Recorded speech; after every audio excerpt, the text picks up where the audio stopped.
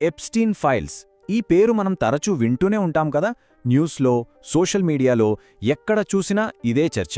కాని చాలామందికి అసలివేంటో, ఎందుకింత పెద్ద విషయమయ్యాయో సరిగ్గా తెలియదు. సో ఈరోజు మనం దీని గురించి చాలా క్లియర్గా తెలుసుకుందాం. సరే, మరి ఫస్ట్ పాయింట్కొచ్చేద్దాం. అసలు ఏంటివి ఎప్స్టీన్ ఫైల్స్? చాలా సింపుల్గా చెప్పాలంటే ఈ ఎప్స్టీన్ ఫైల్స్ అంటే మరేంటో కాదు, జెఫ్రీ ఎప్స్టీన్ కేసుకి సంబంధించిన అఫీషియల్ కోర్ట్ డాక్యుమెంట్స్ అన్నమాట. ఇతని మీద మైనర్ అమ్మాయిలతో సెక్స్ ట్రాఫికింగ్ నెట్వర్క్ నడిపాడని చాలా సీరియస్ ఆరోపణలున్నాయి కదా.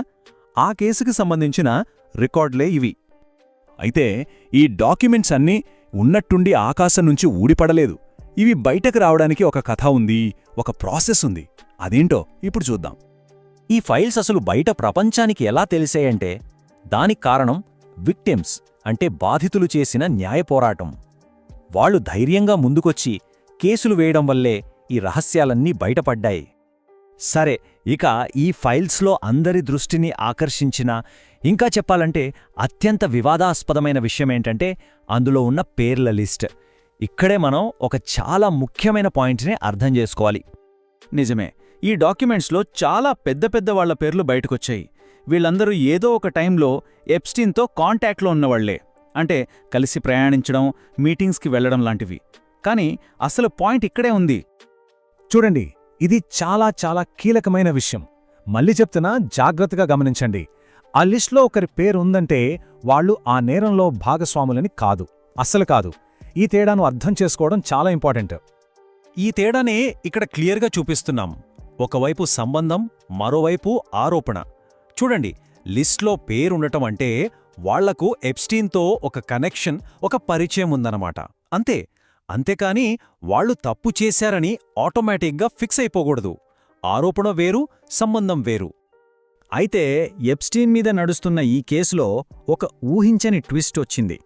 దాని తర్వాత ఏం జరిగిందంటే, 2019లో కేసు ఇంకా ట్రయల్కు కూడా వెళ్లకముందే జెఫ్రీ ఎప్స్టీన్ జైల్లోనే చనిపోయాడు. దీంతో కేసు మొత్తం అడ్డం తిరిగింది. అఫీషియల్గా అయితే అతని మరణాన్ని సూసైడ్ అని చెప్పారు. కానీ అతని చావుతో విచారణ అక్కడితో ఆగిపోయింది.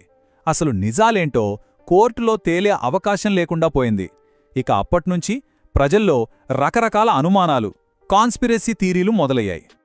సరే, ఇదంతా జరిగింది. ఎప్స్టీన్ చనిపోయాడు. మరి అలాంటప్పుడు ఇప్పటికీ ఈ కేసు గురించి ఎందుకు ఇంత చర్చ జరుగుతోంది? దీని ప్రాముఖ్యత ఏంటి? ఫైనల్గా ఆ విషయం చూద్దాం. ఈ కేసు ఎందుకంత ఇంపార్టెంట్ అంటే కొన్ని కారణాలున్నాయి. మొదటిది, ఎప్స్టీన్ చనిపోవడంతో అసలు విచారణ జరిగి పూర్తి న్యాయపరమైన ముగింపు అనేది లేకుండా పోయింది. రెండోది, ఈ ఫైల్స్ వల్ల మనం ఎప్పుడూ చూడని ఒక రహస్య ప్రపంచం, అంటే పవర్ఫుల్ మనుషుల ప్రపంచం ఎలా ఉంటుందో ఒక చిన్న గ్లిమ్స్ దొరికింది. దానివల్ల డబ్బు, పలుకుబడి అనే వాటిపై పెద్ద డిబేట్ మొదలైంది.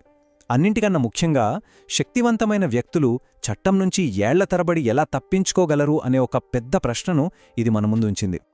చివరికి ఈ మొత్తం వ్యవహారం మనందరినీ ఒకే ఒక పెద్ద ప్రశ్న దగ్గర నిలబెడుతుంది. అధికారానికి, న్యాయ వ్యవస్థకి మధ్య ఉన్న సంబంధం నిజంగా ఏంటి? ఇది మనమందరం ఆలోచించాల్సిన విషయం.